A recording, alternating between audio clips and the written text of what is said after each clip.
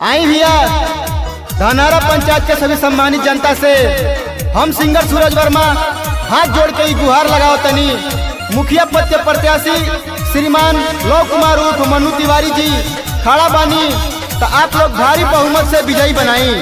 तो एक बार भैया गाँव के विकास हुई सभे अपन खास हुई जनता के सुनी है पुकार, जनता के सुनी है पुकार।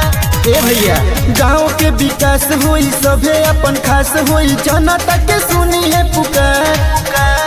दुखिया गरीबवन के दुखावा मिटावे खातिर आवतारे भैया हमार हमें सबके चहेता निमन नेता लाई दी हो।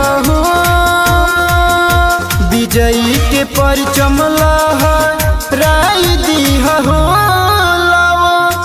भैया के मुखिया बनाई दी हो ये चाची। विजयी के परचम लहराई दी हो। मनु भैया के मुखिया बनाई दी हो।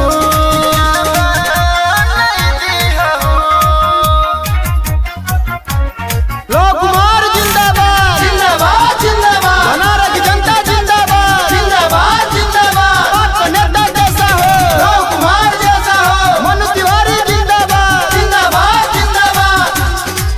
पक्की भैया के मुखिया बनावे के बा माथे जितिया के ताज पहिरावे के बा। माथे जितिया के ताज पहिरावे के बा। बदली समैया बच्चा बूढ़िया जवान के करी है समान अपना गाँव के किसान के। अपना गाँव के भैया ईसान हमें हो अपन जनता के मानत महान हमें हो। सब मिल जुल के वोट के पावर दिखाई दी हो।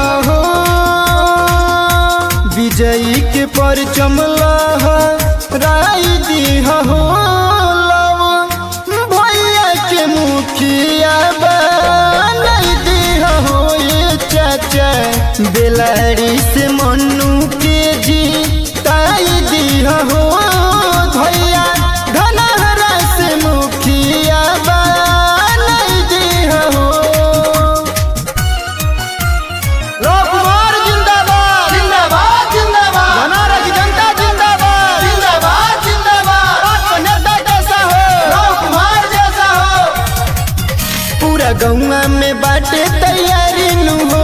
हमरा भैया के पलरा भारी नु हो। हमरा भैया के पलरा भारी नु हो। बन जई है मुखिया भैया दुख होई दूर हो। राशन कार्ड पेंशन बनी जरूर हो। पूरा गौवा में भइल बहाला नु हो। हमरा भैया के बाबुल बाला नु हो। कोई विजय सूरज जीत के माला पहिराई दी हो।